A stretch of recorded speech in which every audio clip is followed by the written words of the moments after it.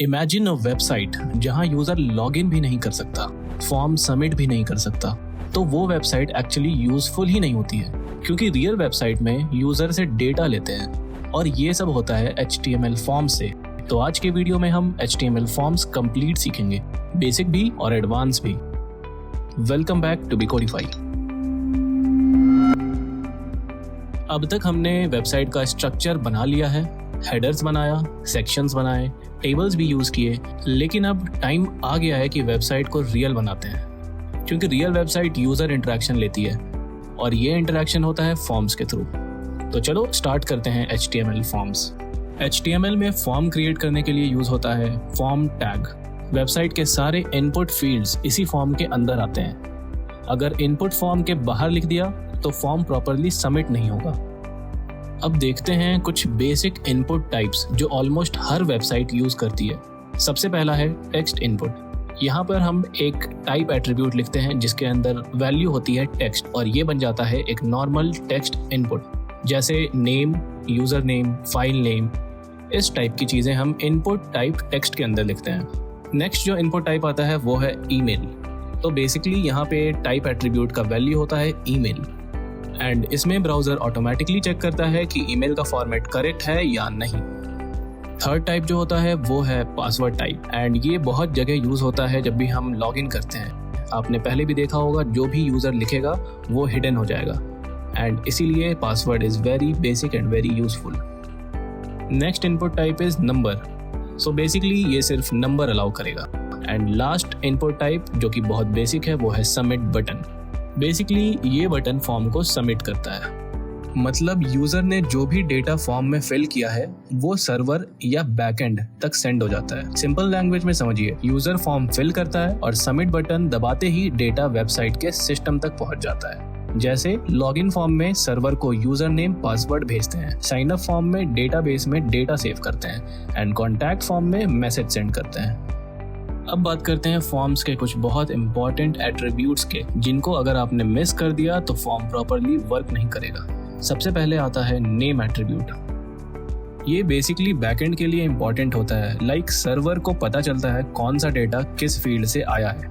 Next attribute is place holder. Input के अंदर hint text दिखाने के लिए। फॉर एग्जाम्पल, आपने पहले भी देखा होगा, जहां आप अपना यूजर नेम या फुल नेम लिखते हो, उस बॉक्स के अंदर लिखा होता है एंटर योर नेम, उसे कहते हैं place holder. Third attribute is required. अगर आपको कभी भी फॉर्म में चाहते हो कि यूजर ये फील्ड फिल करे ही करे, तो आप उसके आगे लगा सकते हो रिक्वायर्ड, बिकॉज उसको फिल किए बिना फॉर्म सबमिट नहीं होगा। Fourth attribute is value, and ये यूज होता है जो हमारा बटन टाइप है उसके टेक्स्ट को चेंज करने के लिए। अब स्टार्ट होता है एडवांस फॉर्म पार्ट जो रियल वेबसाइट यूज करती है। सबसे पहले आता है रेडियो बटन।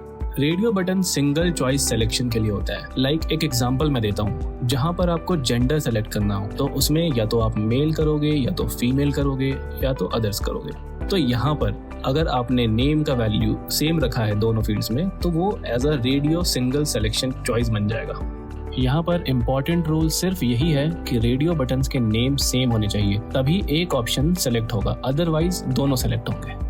नेक्स्ट एलिमेंट है check box, and check box multiple selection के लिए यूज होता है। जैसे एग्जांपल, यूजर चाहता है तो वो HTML भी सिलेक्ट कर सकता है, CSS भी सिलेक्ट कर सकता है और जावास्क्रिप्ट भी सिलेक्ट कर सकता है।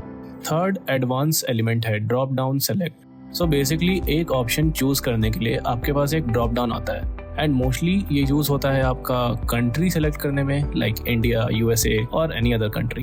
तो आप उन ऑप्शन में से एक सेलेक्ट कर सकते हो। जो फोर्थ एलिमेंट है हमारा वो है टेक्स्ट एरिया, एंड ये एक बड़ा मैसेज या फीडबैक के लिए यूज होता है। जैसे आपने देखा होगा कॉन्टैक्ट फॉर्म्स में ये कॉमनली यूज होता है। Next element is date picker, and ये सिंपली ब्राउजर में कैलेंडर ओपन करता है और एक डेट सेलेक्ट करता है। Next is file upload. So basically आप चाहते हो अगर फॉर्म में इमेज या कोई डॉक्यूमेंट अपलोड करना, तो उसके लिए यूज होता है input type file. Our next element is range slider.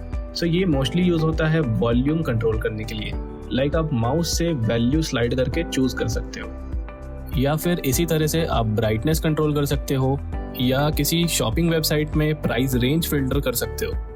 Last advance element है हमारा रीसेट बटन।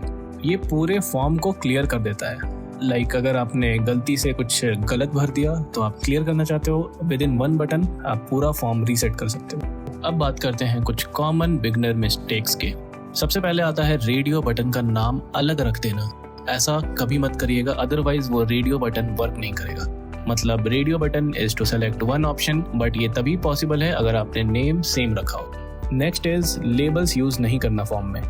बहुत बिगनर्स इनपुट के साथ लेबल यूज नहीं करते हैं, लेकिन लेबल यूज करने का बड़ा एडवांटेज होता है। सबसे पहला तो यूजर एक्सपीरियंस बेटर होता है, यूजर को क्लियरली पता चलता है कि ये इनपुट किस चीज के लिए है। एंड दूसरा, क्लिक एरिया बड़ा हो जाता है। लाइक अगर आप रेडियो बटन पे एग्जैक्ट क्लिक ना भी करो और आप टेक्स्ट पर क्लिक करो तब भी वो सेलेक्ट होता है। ये मेजर एडवांटेज होते हैं लेबल के।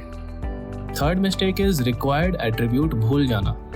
तो कभी भी आप फॉर्म बनाते हो तो उसमें 1 या 2 रिक्वायर्ड एट्रीब्यूट जरूर लिखिएगा, बिकॉज उसके बिना फॉर्म भरे लोग सबमिट कर सकते हैं एंड जिसका कोई भी मीनिंग नहीं होगा।